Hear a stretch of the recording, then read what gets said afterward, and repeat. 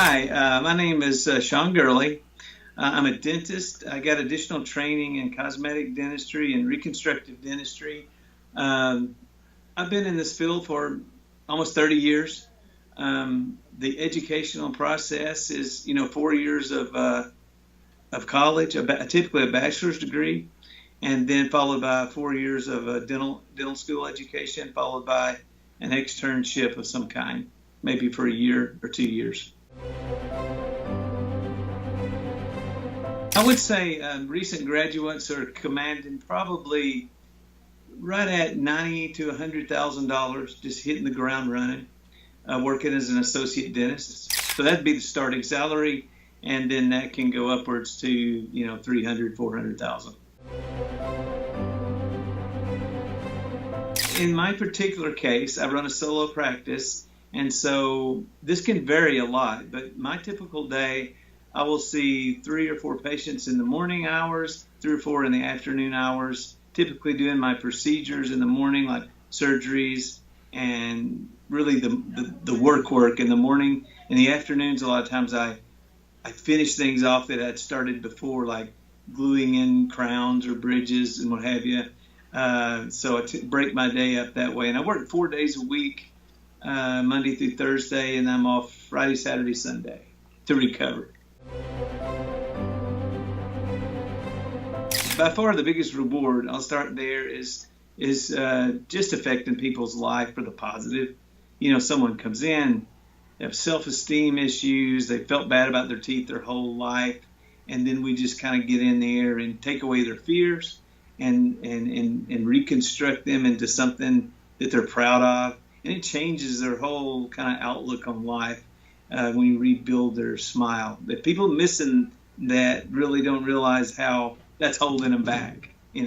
People perceive you by your appearance, by your smile, your teeth. Yes. And they assume you're more friendly if you have a big toothy smile, and they treat you differently. So yeah, I would say that's the positive. The negative would be dealing with people's fears.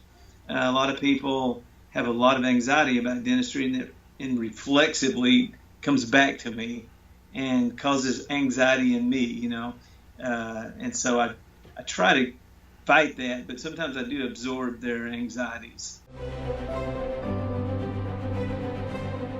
I would say that your personality, you can be an introvert, extrovert, that doesn't matter, but you need to be someone with attention to detail. You have to be detail-oriented, and you don't mind detailed, repetitious tasks. And you have to kind of be a perfectionist, and a blend of an artist and an engineer type would be a good fit. Upon graduating from dental school, you have a DMD or a DDS, and with that, you can stop there and you can go into private practice and go to work if you want. Or you can become an associate in an existing practice and kind of learn the ropes from the older dentist.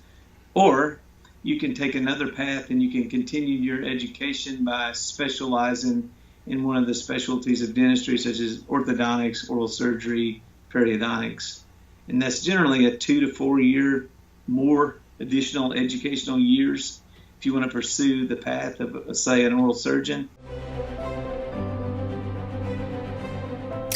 Well, unfortunately, I'm seeing a trend towards a corporatization of dentistry, like healthcare. There's more dental health corporations who are entities that hire dentists to work for a large group. There's a tendency they're getting away from the solo practitioner.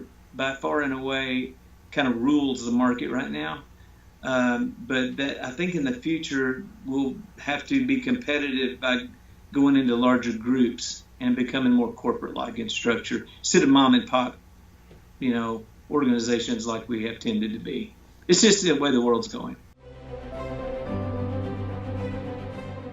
The best thing to do is do a basic Google day in the life of dentists. What do we do?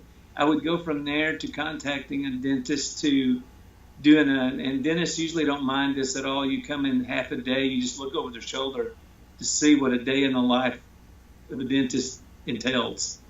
And a lot of times it's not what you think it is, and a lot of times it's better than you think it is. So I highly recommend going into a couple of offices and just living in their shoes there for a while, just to see if you like it.